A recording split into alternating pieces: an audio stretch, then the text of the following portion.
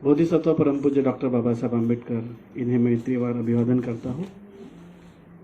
आज यह जो कार्यक्रम इस पाली प्राकृत तथा बुद्धि स्टडीज विभाग के अंतर्गत यहाँ आयोजित किया गया है, यह आकस्मिक प्रोग्राम है, मतलब पूर्व नियोजित नहीं है। लेकिन हमारे लिए हर्ष की बात है कि ऐसे प्रोग्राम हमारे बीच होते हैं, क्योंकि जगह विख्यात महानुभाव या इंटरनेशनल सेंटर जो स्थापित है नागपुर विश्वविद्यालय के द्वारा, इस सेंटर को एक अपनी सदिच्छा भेंट करते हैं। और यह हमारे लिए गौरव की बात होती है कि उनकी सदिच्छा भेंट से उनसे कुछ ज्ञान का अर्जन हमें होता है और हमारे ज्ञान में और वृद्धि होती है। तो इसलिए यह हमारे लिए एक हर्ष का पल होता है। इस समय इसी परिस्थिति को यहाँ साकार करने के लिए हमारे परम आदरणीय पूजनीय भदंत आनंद महास्थवीर जी, जो ऑल इंडिया भिक्खु संघ बोधगया के नेशनल प्रेसिडेंट है, बोधगया मुक्ति विहार जो यह कमेटी है इसके नेशनल प्रेसिडेंट है, और बहुत सारी उपाधियां सर को लगी हुई है। मतलब मैं आपको अब परिचय में आदरणीय पूज्य भंते हर्षबोधी जी आपको बताएंगे, जब भंते जी का परिचय करा कर देंगे।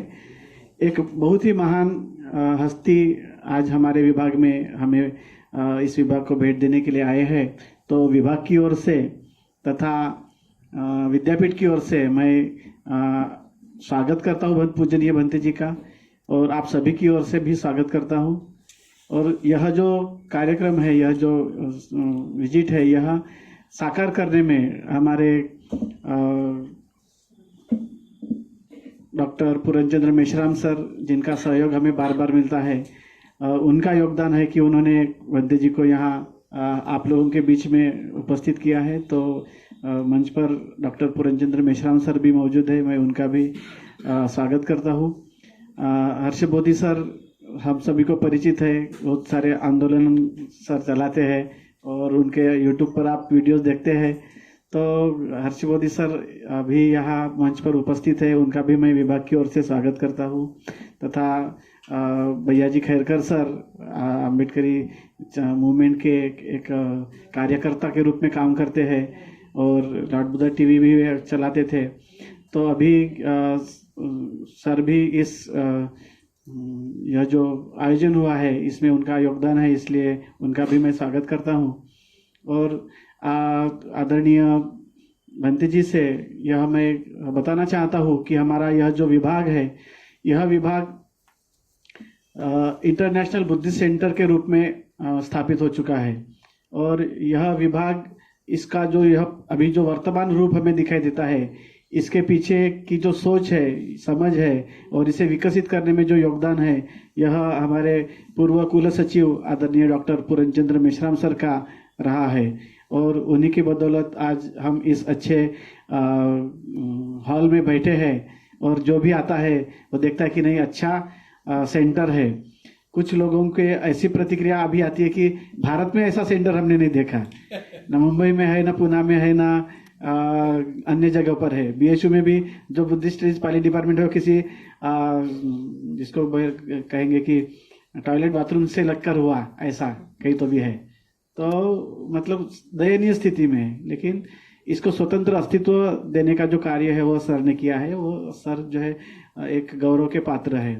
और पाली डिपार्टमेंट जो है वो इस कारण नागपुर में स्थापित हुआ क्योंकि नागपुर में बाबा साहब ने धम्म दीक्षा दी थी। 14 अक्टूबर 1956 को बाबा साहब ने यहाँ पर हम सभी लोगों को धम्म दीक्षा दी, और यह बौद्ध धम्म हमें दिया है। तो यह धम्म लोगों को कैसे समझेगा, क्योंकि धम्म पाली भाषा में सुरक्षित है, पाली बुद्ध वचन की भाषा है। तो यहाँ के लोगों को जिन्होंने धम्म ग्रहण किया है, उनको यह धम्म मिले, उनको सीखने का अवसर मिले, वह सीखे। इसलिए नागपुर विद्यापीठ ने 1958 में इस पाली विभाग की स्थापना की, और यह पाली विभाग तब से अग्रसर है समाज को प्रबोधन करने के लिए और धम्मवाणी को सिखाने के लिए, तब से कार्यान्वित है।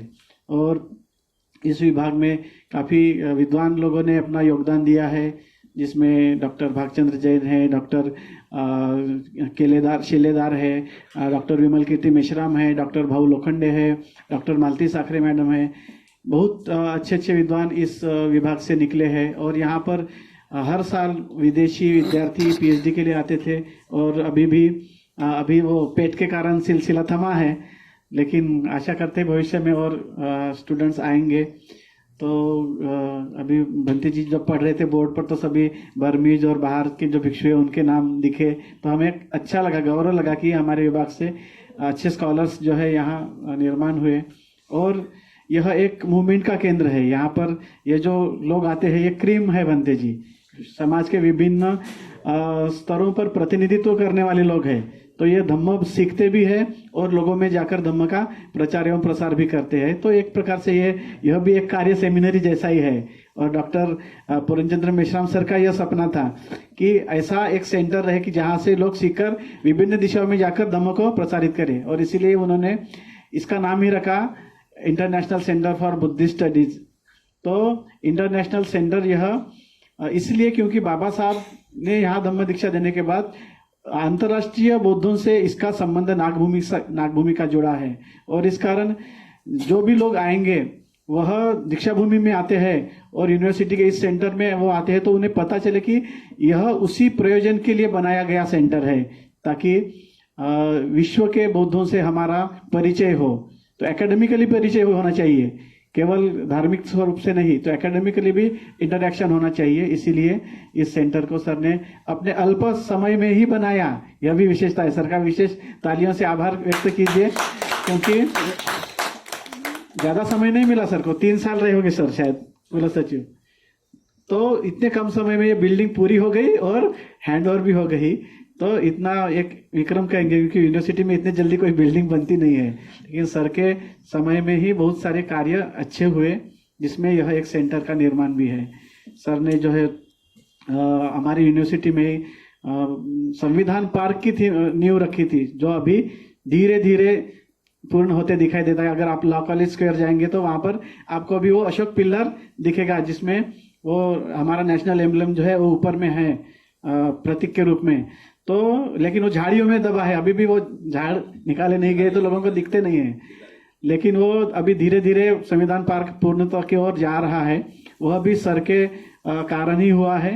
तो एक हमारे एकेडमिक क्षेत्र में और बुद्धिस्ट स्टडीज और पाली के क्षेत्र में सर ने जो योगदान दिया है वह एक आज हमें दिखाई देता है, और आने वाली पीढ़ियों के लिए यह एक सुविधा है। और आने वाले समय के लिए गौरव की बात है कि नागपुर में इंटरनेशनल सेंटर स्थापित है।